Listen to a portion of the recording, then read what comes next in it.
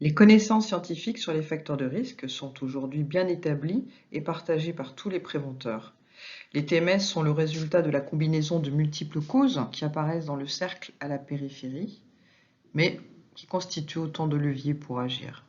Ces causes ou déterminants de l'activité vont impacter directement les facteurs de risque psychosociaux, biomécaniques et d'ambiance physique inhérents à la situation de travail que nous trouvons au centre du schéma. Les contraintes de travail n'ont pas la même conséquence selon les personnes et les périodes de la vie professionnelle. Elles dépendent effectivement des capacités variables en fonction de l'âge, l'expérience professionnelle et en fonction du contexte de travail, nouveau poste ou arrêt maladie. Une politique de prévention doit s'appuyer sur deux grands axes, une approche globale du geste, bien sûr, et une mise en lien entre les pathologies et l'organisation du travail. Voyons maintenant le lien entre les causes en périphérie de ce schéma et leurs conséquences sur les facteurs de risque directs dans la situation de carton-dule.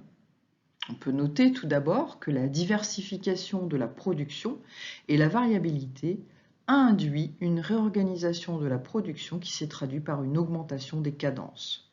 Celle-ci a entraîné une accélération de la gestuelle qui, combinée avec des postures déjà contraintes et du port de charge, va augmenter le risque de survenue des TMS.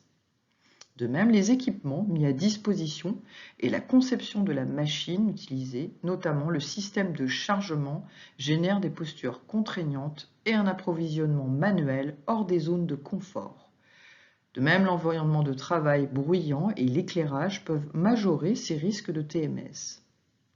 Concernant la sphère organisationnelle à gauche du schéma, nous constatons que cette réorganisation du travail, notamment avec une organisation de la polyvalence insatisfaisante, des délais trop courts et une absence de marge de manœuvre pour s'organiser, génère du stress chez les salariés.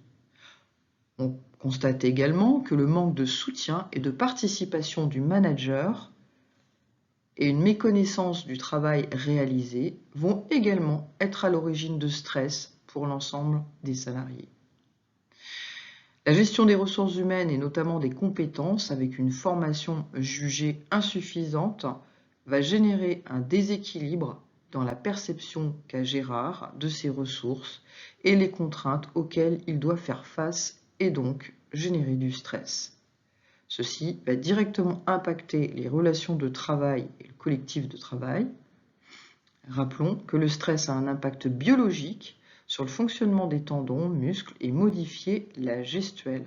À terme, ces différents facteurs de risque, qu'ils soient biomécaniques ou psychosociaux ou environnementaux, vont altérer le geste professionnel et vont avoir à la fois des effets sur la santé, mais également sur la qualité et la production.